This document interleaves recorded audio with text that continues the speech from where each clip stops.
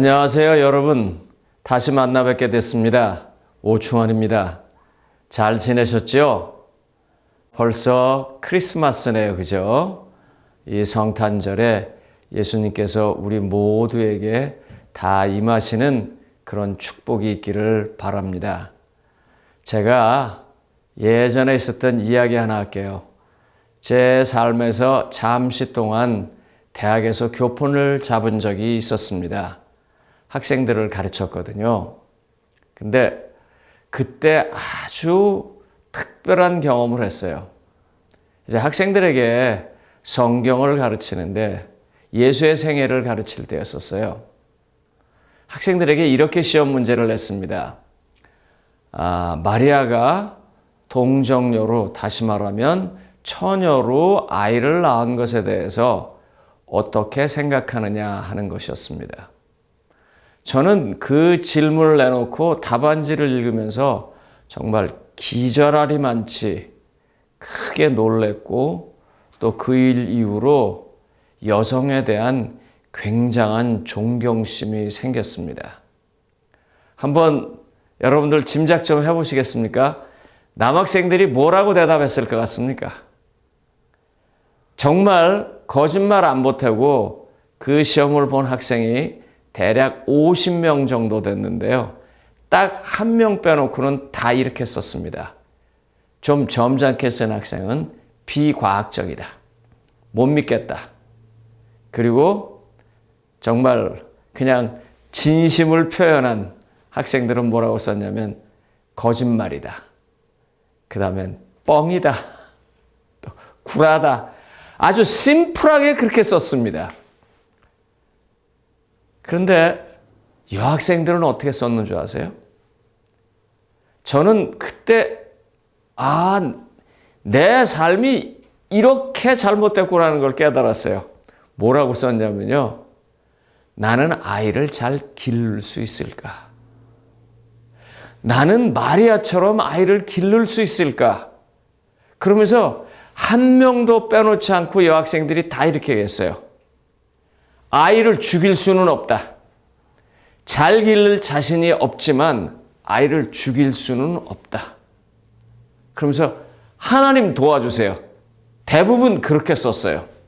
그래서 그 과를요, 남학생들은 좀 점수를 잘 못 받았습니다. 여학생들에게는 다 굉장히 좋은 점수를 줬어요. 그러면서 제가 그때 느낀 거예요. 어떤 사실에 대해서 삼자적인 입장에서 보는 사람과 자기 것으로 다가서서 보는 사람이 있다는 걸 알게 됐어요. 그리고 특별히 생명 문제에 있어서 여인네가 그렇다는 것을 깨닫게 됐습니다. 시므온이요, 마리아한테 와서 이렇게 얘기를 합니다. 누가복음 1장 35절에 또 칼이 내 마음을 찌를 듯 하리니 그랬어요. 시므온이 그 앞에서 굉장히 좋은 얘기 많이 했거든요.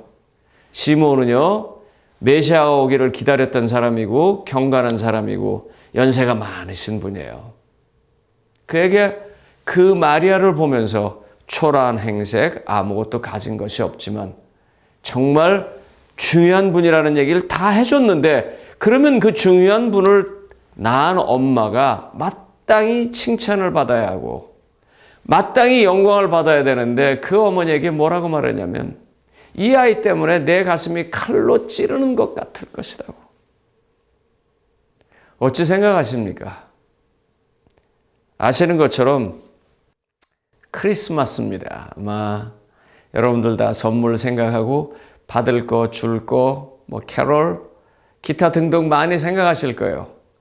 그런데 우리의 이와 같은 소위 세상이 말하는 예수 그리스도의 탄생으로 인한 구주의 큰 은혜에 어떤 사람은 칼로 베듯이 아팠다는 것입니다.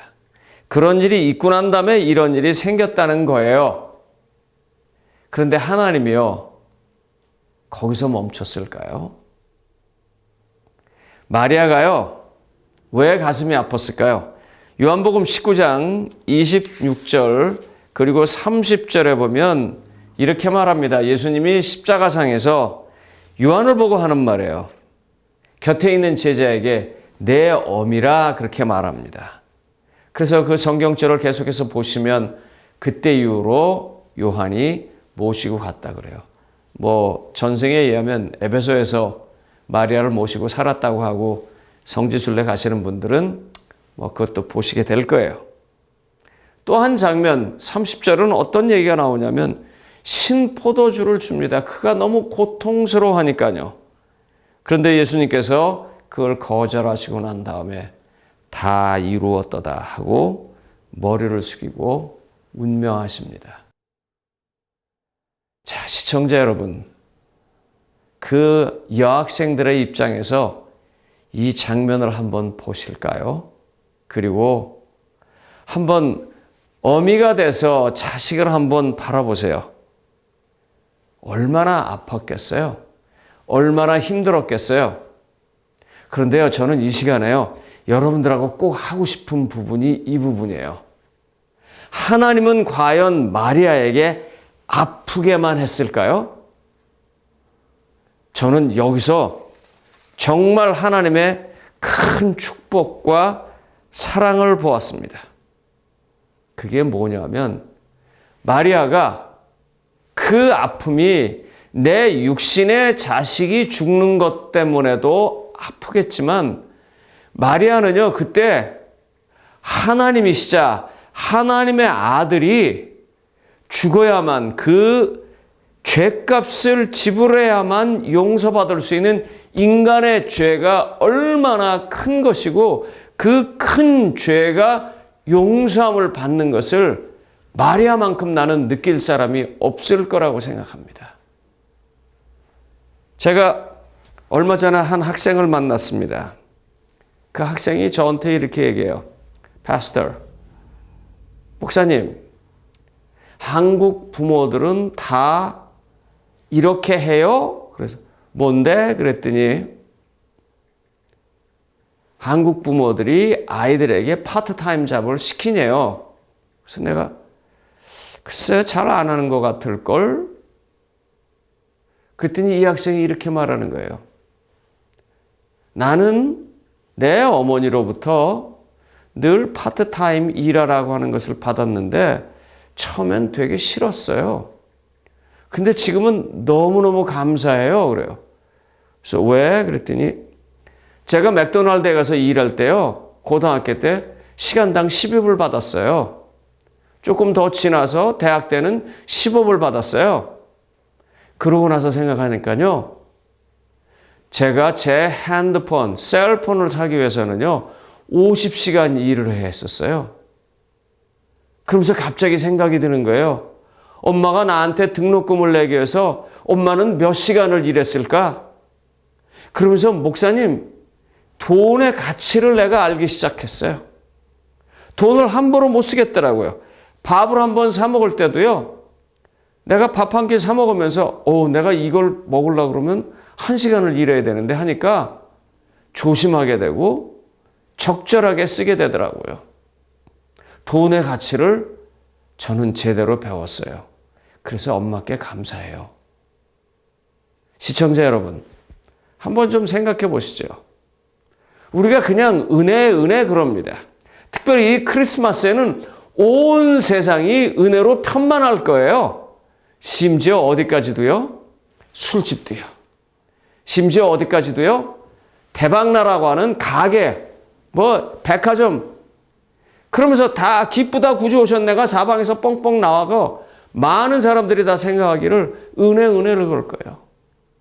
그런데 그와 같은 인간에게 주어지는 그런 모든 은혜들은요, 마리아의 가슴을 찐 듯한 그 고통의 값인 거예요. 그걸 마리아가 제일 잘 알았어요. 하나님이 세상을 이처럼 사랑하사 독생자를 주셨으니 그걸 마리아보다 더 잘 이해한 사람이 있을까요? 하나님이 자기 아들을 아끼지 아니하시고 주신 것처럼 말입니다. 그 아들과 함께 모든 것을 주시겠다고 했을 때 그걸 마리아처럼 더 잘 알아듣는 사람이 있을까요? 이 크리스마스에요, 너무 값싼 은혜에 우리 자신을 투자하지 마십시다.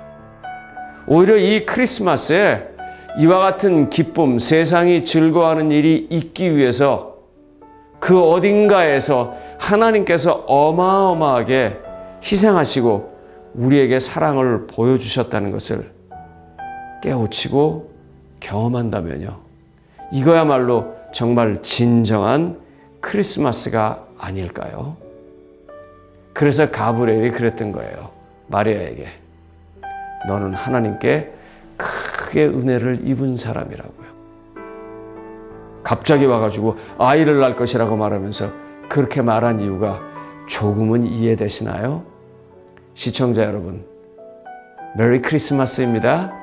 하지만 시청자 여러분, 정말 이번 크리스마스에는 우리를 향해서 집중적으로 베풀어 주신 하나님의 사랑과 은혜를 깨닫는 아주 기쁜 날 되시기를 간절히 소원합니다.